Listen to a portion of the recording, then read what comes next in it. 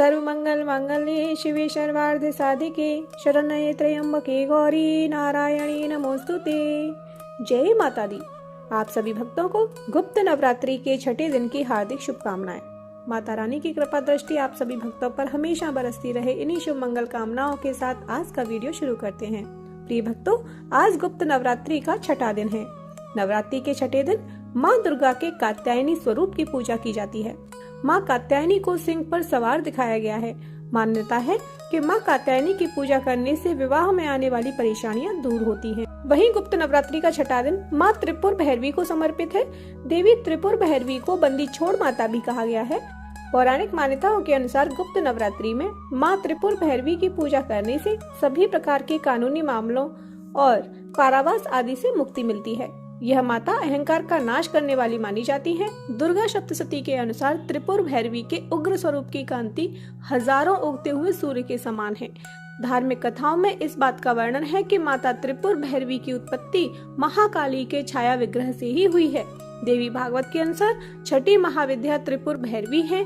त्रिपुर भैरवी के विभिन्न प्रकार के भेद माने गए हैं। सिद्ध भैरवी, चैतन्य भैरवी, भुवनेश्वर भैरवी, संपदाप्रद भैरवी, कमलेश्वरी भैरवी, कौलेश्वर भैरवी, नित्या भैरवी, रुद्र भैरवी, भ्रद भैरवी।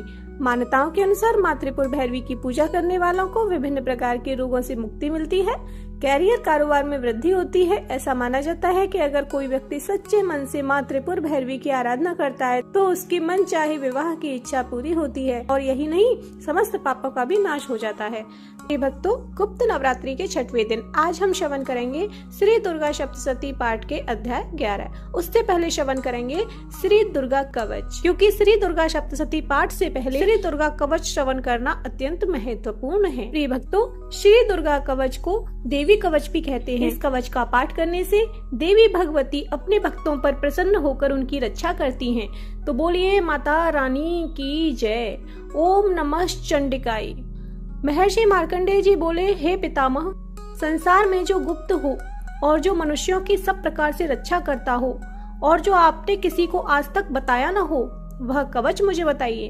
श्री ब्रह्मा जी कहने लगे, अत्यंत गुप्त व सब प्राणियों की भलाई करने वाला कवच मुझसे सुनो। प्रथम शैलपुत्री, दूसरी ब्रह्मचारिणी, तीसरी चंद्रघंटा, चौथी कूष्मांडा, पांचवी स्कंदमाता, छठी कात्यायनी, सातवीं कालरात्रि, आठवीं महागौरी तथा नवीं सिद्धिदात्री, यह देवी की 9 मूर्तियां हैं। यह नव दुर्गा कहलाती हैं। आग में जलता हुआ, रण में शत्रु से घिरा हुआ, विषम संकट में फंसा हुआ मनुष्य यदि दुर्गा के नाम का स्मरण करे तो उसको कभी भी हानि नहीं होती। रण में उसके लिए कुछ भी आपत्ति नहीं होती और न उसे किसी प्रकार का दुख या डर ही होता है। हे देवी, जिसने श्रद्धा पूर्वक तुम्हारा स्मरण किया है उसकी वृद्धि होती है और जो तुम्हारा चिंतन करते हैं उनकी तुम निसंदेह रक्षा करने वाली हो। चामुंडा देवी प्रेत पर, वाराही भैंसे पर, रौद्री हाथी पर, वैष्णवी गरुड़ पर अपना आसन जमाती हैं। माहेश्वरी बैल पर, कौमारी मोर पर और हाथ में कमल लिए हुए विष्णु प्रिया लक्ष्मी जी कमल के आसन पर विराजती हैं। बैल पर बैठी हुई ईश्वरी देवी ने श्वेत रूप धारण कर रखा है और सब प्रकार के आभूषणों से विभूषित ब्राह्मी देवी हंस पर बैठती हैं। और इस प्रकार यह सब देवियां सब प्रकार के योगों से युक्त और अनेक प्रकार के रत्न धारण किए हुए हैं। भक्तों की रक्षा करने के लिए संपूर्ण देवियां रथ में बैठी हुई तथा क्रोध में भरी हुई दिखाई देती हैं तथा चक्र, गदा शक्ति, हल और मूसल, खेटक और तोमर, परशु तथा पाश, भाला और त्रिशूल एवं उत्तम सारंग आदि शास्त्रों को दैत्यों के नाश के लिए और भक्तों की रक्षा करने के लिए और देवताओं के कल्याण के लिए धारण किए हैं। हे महारौद्रे, अत्यंत घोर पराक्रम, महाबल और महान उत्साह वाली देवी, तुमको मैं नमस्कार करती हूँ। हे देवी, तुम्हारा दर्शन दुर्लभ है तथा आप शत्रुओं के भय को बढ़ाने वाली हैं। हे जगदम्बिके, मेरी रक्षा करो। पूर्व दिशा में ऐन्द्री देवी मेरी रक्षा करें। अग्नि कोण में अग्नि शक्ति, दक्षिण दिशा में वाराही देवी तथा नैऋत्य कोण में खड़ग धारिणी देवी मेरी रक्षा करें। पश्चिम दिशा में वारुणी, वायु कोण में मृगवाहिनी, उत्तर दिशा में कौमारी और ईशान कोण में शूलधारिणी देवी मेरी रक्षा करें। ब्रह्माणी ऊपर की ओर से मेरी रक्षा करें और वैष्णवी देवी नीचे की ओर से मेरी रक्षा करें और इसी प्रकार शब पर बैठी हुई चामुंडा देवी दशों दिशाओं में मेरी रक्षा करें। जया देवी आगे की तरफ से, विजया देवी पीछे की ओर से, अजिता देवी बाईं ओर से, अपराजिता देवी दाहिनी ओर से मेरी रक्षा करें। उद्धोतनी देवी शिखा की रक्षा करें तथा उमा मेरे मस्तक पर विराजमान होकर मेरी रक्षा करें। इसी प्रकार ललाट की मालाधारी देवी रक्षा करें और यशस्विनी देवी मेरे भौहों का संरक्षण करें। भौहों के मध्य भाग में त्रिनेत्रा नथनों की यमघंटा देवी रक्षा करें। नेत्रों के मध्य में शंखिनी देवी और द्वारवासिनी देवी कानों की रक्षा करें। कपोलों की कालिका देवी और कानों के मूल भाग की भगवती शांकरी रक्षा करें। सुगंधा नासिका में और चर्चिका ऊपर के होठ में, अमृत कला नीचे के होठ की सरस्वती देवी जीभ की रक्षा करें। कौमारी देवी दांतों की और चंडिका कंठ प्रदेश की रक्षा करें। दोनों कंधों की खड्गनी और वज्रधारिणी मेरी दोनों बाहों की रक्षा करें। दोनों हाथों की दंडनी और उंगलियों की रक्षा अंबिका देवी करें। शूलेश्वरी मेरे संपूर्ण नखों की, कुलेश्वरी देवी मेरे कुच्ची की रक्षा करें। महादेवी दोनों स्तनों की और शोक विनाशिनी देवी मन की रक्षा करें। चित्रघंटा गले की घाटी की और महामाया तालू की रक्षा करें। कामाक्षी देवी ठोड़ी की और सर्वमंगला मेरी वाणी की रक्षा करें। भद्रकाली गर्दन की और धनुर्धरी पीठ के मेरुदंड की रक्षा करें। कंठ के बाहरी भाग की नीलग्रीवा और कंठ की नली की नलकूबरी रक्षा करें। ललिता देवी हृदय की और शूलधारिणी उदर की रक्षा करें। कामिनी देवी नाभि की, गुहेश्वरी गुहा भाग की, पूतना और कामिका लिंग की और महिषवादिनी गुदा की रक्षा करें। संपूर्ण कामनाओं को पूर्ण करने वाली महाबला देवी दोनों जंघाओं की रक्षा करें। विंध्यवासिनी दोनों घुटनों की और तेजसी देवी दोनों पांवों के पृष्ठ भाग की, श्रीधरी देवी पांवों की उंगलियों की, तलवासिनी तलुओं की, दृष्टांकराली देवी नखों की, ऊर्ध्वकेशनी केशों की, बागेश्वरी वाणी की रक्षा करें। रोमावलियों के छिद्रों की कोबेरी और त्वचा की बागेश्वरी देवी रक्षा करें। पार्वती देवी रक्त मज्जा वसा मांस हड्डी की रक्षा करें। आंतों की काल रात्रि देवी, पित्त की मुकुटेश्वरी देवी, पद्मावती कमल कोश की, चूड़ामणि कफ की रक्षा करें। ज्वालामुखी नसों के जल की रक्षा करें। अभेदा देवी शरीर के सब जोड़ों की रक्षा करें। ब्रह्माणी मेरे वीर की, छत्रेश्वरी देवी छाया की तथा धर्मधारिणी देवी मेरे अहंकार मन और बुद्धि की रक्षा करें। प्राण, अपान, वायु, उदान और समान की वज्रहस्ता देवी रक्षा करें। कल्याण शोभना मेरे प्राण की रक्षा करें। रस, रूप, गंध, शब्द और स्पर्श इन विषयों का अनुभव करते समय योगिनी देवी मेरी रक्षा करें तथा सत्वगुण, रजोगुण और तमोगुण की रक्षा नारायणी देवी करें। आयु की रक्षा वाराही देवी करें। वैष्णवी देवी धर्म की तथा चक्रिणी देवी मेरे यश, कीर्ति, लक्ष्मी, धन, विद्या की रक्षा करें। इंद्राणी मेरे शरीर की रक्षा करें और हे चंडिके आप मेरे पशुओं की रक्षा कीजिए। महालक्ष्मी मेरे पुत्रों की रक्षा करें और भैरवी मेरे पति की रक्षा करें। राजा के दरबार में महालक्ष्मी तथा सब ओर व्याप्त रहने वाली विजया देवी चारों ओर से मेरी रक्षा करें। जो स्थान रक्षा से रहित हो और कवच में रह गया हो उसकी पापों का नाश करने वाली जयंती देवी रक्षा करें। अपना शुभ चाहने वाले मनुष्य को बिना कवच के एक पल भी कहीं नहीं जाना चाहिए, क्योंकि कवच रखने वाला मनुष्य जहाँ जहाँ भी जाता है वहाँ वहाँ उसे अवश्य धन लाभ होता है तथा विजय प्राप्त करता है। वह जिस अभीष्ट वस्तु की रक्षा करता है वह उसको इस कवच के प्रभाव से अवश्य मिलती है और वह इसी संसार में महा ऐश्वर्य को प्राप्त होता है। कवचधारी मनुष्य निर्भय होता है और वह तीनों लोकों में माननीय होता है। देवी का यह कवच देवताओं के लिए भी दुर्लभ है। जो प्रतिदिन नियम पूर्वक तीनों संध्याओं के समय श्रद्धा के साथ इसका पाठ करता है उसे देव शक्ति प्राप्त होती है। वह तीनों लोकों को जीत सकता है तथा अकाल मृत्यु से रहित होकर 100 वर्षों तक जीवित रहता है। उसकी लूता, चर्म रोग, विस्फोटक आदि समस्त व्याधियां समूल नष्ट हो जाती हैं और स्थावर, जंगम तथा कृत्रिम विषय दूर होकर उनका कोई असर नहीं होता तथा समस्त अभिचारक प्रयोग और इस तरह के जितने यंत्र, मंत्र इत्यादि होते हैं इस कवच के हृदय में धारण करने पर नष्ट हो जाते हैं।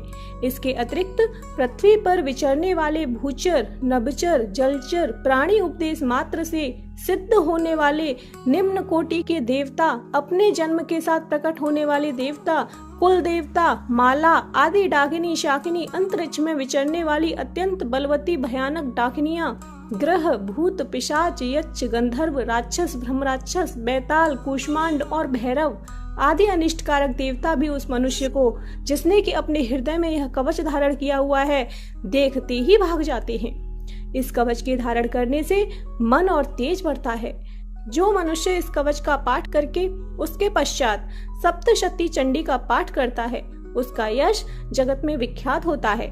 और जब तक वन, पर्वत और काननादि इस भूमंडल पर हैं, तब तक यहाँ पुत्र, पौत्र आदि संतान परंपरा बनी रहती है। फिर देहांत होने पर ऐसा मनुष्य परम पद को प्राप्त होता है, जो देवताओं के लिए भी दुर्लभ है, और अंत में सुंदर रूप को धारण करके भगवान शंकर के साथ आनंद करता हुआ परम मोक्ष को प्राप्त होता है। बोलिए शेरावाली मैया की जय। अब श्रवण करते हैं श्री दुर्गा सप्तशती पाठ का अध्याय 11, जिसमें देवताओं द्वारा देवी की स्तुति तथा देवी द्वारा देवताओं को दिए गए वरदान का वर्णन है। महर्षि मेधा कहते हैं, दैत्य के मारे जाने पर इंद्रादि देवता अग्नि को आगे करके कात्यायनी देवी की स्तुति करने लगे। उसी समय अभीष्ट की प्राप्ति के कारण उनके मुख खिले हुए थे। देवताओं ने कहा, हे शरणागतों के दुख दूर करने वाली देवी, तुम प्रसन्न हो। हे संपूर्ण जगत की माता, तुम प्रसन्न हो। विंदेश्वरी, तुम विश्व की रक्षा करो, क्योंकि तुम इस चर और अचर की ईश्वरी हो। हे देवी, संपूर्ण जगत की आधार रूप हो, क्योंकि तुम पृथ्वी रूप में भी स्थित हो और अत्यंत पराक्रम वाली देवी हो। तुम विष्णु की शक्ति हो और विश्व की बीज परम माया हो, और तुमने ही इस संपूर्ण जगत को मोहित कर रखा है। तुम्हारे प्रसन्न होने पर ही यह पृथ्वी मोक्ष को प्राप्त होती है। हे देवी, संपूर्ण विद्याएं तुम्हारे ही भिन्न भिन्न स्वरूप हैं। इस जगत में जितनी स्त्रियां हैं, वह सब तुम्हारी ही मूर्तियां हैं। एकमात्र तुमने ही इस जगत को व्याप्त कर रखा है।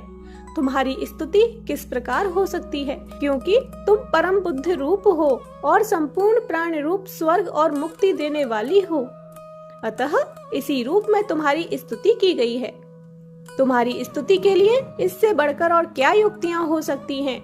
संपूर्ण जनों के हृदय में बुद्धि रूप होकर निवास करने वाली, स्वर्ग तथा मोक्ष प्रदान करने वाली हे नारायणी देवी, तुमको नमस्कार है। कलाकाष्ठा आदि रूप से अवस्थाओं को परिवर्तन की ओर ले जाने वाली तथा प्राणियों का अंत करने वाली नारायणी, तुमको नमस्कार है। हे नारायणी, संपूर्ण मंगलों के मंगल रूप वाली, हे शिवे, हे संपूर्ण प्रयोजनों को सिद्ध करने वाली, हे शरणागत वत्सला, 3 नेत्रों वाली गौरी, तुमको नमस्कार है। सृष्टि, स्थिति तथा संहार की शक्ति भूता सनातनी देवी, गुणों का आधार तथा सर्व सुखमयी नारायणी, तुमको नमस्कार है। हे शरण में आए हुए शरणागतों, दीन दुखियों की रक्षा में तत्पर, संपूर्ण पीड़ाओं को हरने वाली हे नारायणी, तुमको नमस्कार है। हे नारायणी, तुम ब्रह्माणी का रूप धारण करके हंसों से जुते हुए विमान पर बैठती हो तथा कुश से अभिमंत्रित जल छिड़कती हो, तुम्हें नमस्कार है। माहेश्वरी रूप से त्रिशूल, चंद्रमा और सर्पों को धारण करने वाली हे महावृषभ वाहन वाली नारायणी, तुम्हें नमस्कार है। मोरों तथा मुकुटों से घिरी रहने वाली, महाशक्ति को धारण करने वाली हे कौमारी रूप धारिणी निष्पाप नारायणी, तुम्हें नमस्कार है। हे शंख, चक्र, गदा, फर, श्रांग, धनुष रूप आयुधों को धारण करने वाली वैष्णवी शक्ति रूपा नारायणी, तुम हम पर प्रसन्न हो, तुम्हें नमस्कार है। हे दांतों पर पृथ्वी धारण करने वाली वाराह रूपिणी कल्याणमयी नारायणी, तुम्हें नमस्कार है। हे उग्र नृसिंह रूप से दैत्यों को मारने वाली, त्रिभुवन की रक्षा में संलग्न रहने वाली नारायणी, तुम्हें नमस्कार है। हे मस्तक पर किरीट और हाथ में महावज्र धारण करने वाली, सहस्र नेत्रों के कारण उज्जवल वृत्रासुर के प्राण हरने वाली ऐन्द्री शक्ति, हे नारायणी, तुम्हें नमस्कार है। हे शिवदूती स्वरूप से दैत्यों के महामद को नष्ट करने वाली, हे घोर रूप वाली, हे महाशब्द वाली, हे नारायणी, तुम्हें नमस्कार है। दाढ़ों के कारण विकराल मुख वाली, मुंडमाला से विभूषित मुंड मर्दिनी चामुंडा रूपा नारायणी, तुम्हें नमस्कार है। हे लक्ष्मी, लज्जा, महाविद्या, श्रद्धा, पुष्टि, स्वधा, ध्रुवा, महारात्रि तथा महाविद्या रूपा नारायणी तुमको नमस्कार है। हे मेधा, सरस्वती, सर्वोत्कृष्ट ऐश्वर्य रूपिणी पार्वती, महाकाली, नियंता तथा ईश रूपिणी नारायणी तुम्हें नमस्कार है। हे सर्वस्व रूप सर्वेश्वरी, सर्वशक्ति युक्त देवी, हमारी भय से रक्षा करो तुम्हें नमस्कार है। हे कात्यायनी, तीनों नेत्रों से भूषित यह तेरा सौम्य मुख सब तरह के डरों से हमारी रक्षा करें तुम्हें नमस्कार है।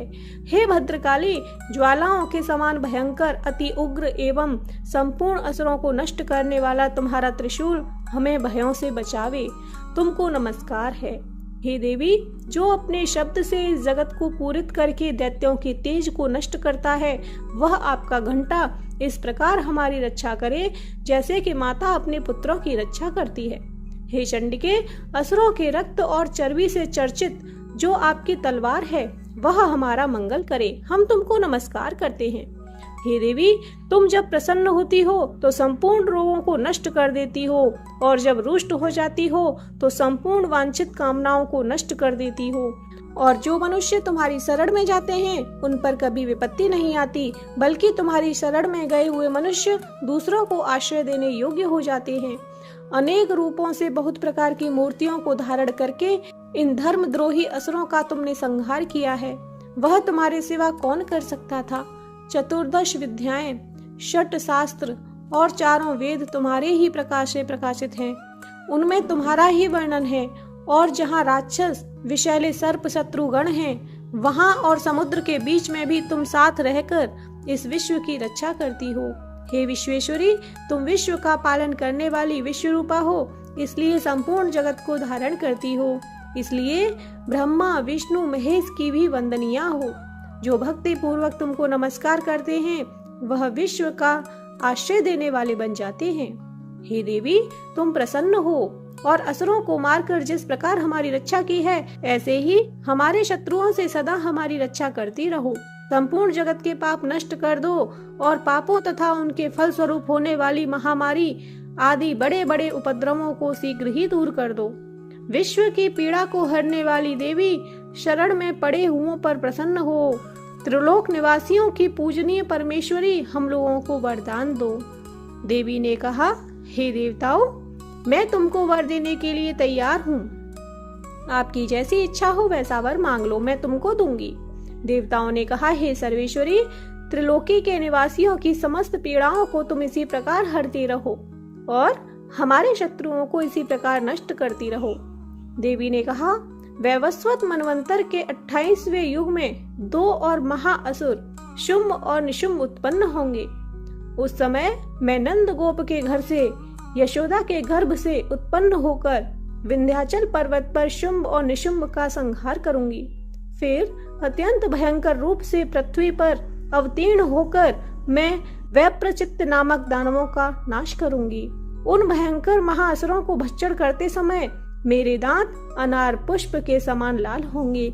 इसके पश्चात स्वर्ग में देवता और पृथ्वी पर मनुष्य मेरी स्तुति करते हुए मुझे रक्त दंतिका कहेंगे। फिर जब 100 वर्षों तक वर्षा न होगी तो मैं ऋषियों के स्तुति करने पर आयोनिज नाम से प्रकट होंगी और अपने 100 नेत्रों से ऋषियों की ओर देखूंगी। अतः मनुष्य शताक्षी नाम से मेरा कीर्तन करेंगे। उसी समय मैं अपने शरीर से उत्पन्न हुए प्राणों की रक्षा करने वाले शाकों द्वारा सब प्राणियों का पालन करूंगी और तब इस पृथ्वी पर शाकंभरी के नाम से विख्यात होंगी। और इसी अवतार में मैं दुर्ग नामक महाअसुर का वध करूंगी और इससे मैं दुर्गा देवी के नाम से प्रसिद्ध होंगी। इसके पश्चात जब मैं भयानक रूप धारण करके हिमालय निवासी ऋषियों महर्षियों की रक्षा करूंगी, तब भीमा देवी के नाम से मेरी ख्याति होगी। और जब फिर अरुण नामक असुर तीनों लोगों को पीड़ित करेगा, तब मैं असंख्य भ्रमरों का रूप धारण करके उस महादैत्य का वध करूंगी। तब स्वर्ग में देवता और मृत्यु लोक में मनुष्य मेरी स्तुति करते हुए मुझे भ्रामरी नाम से पुकारेंगे।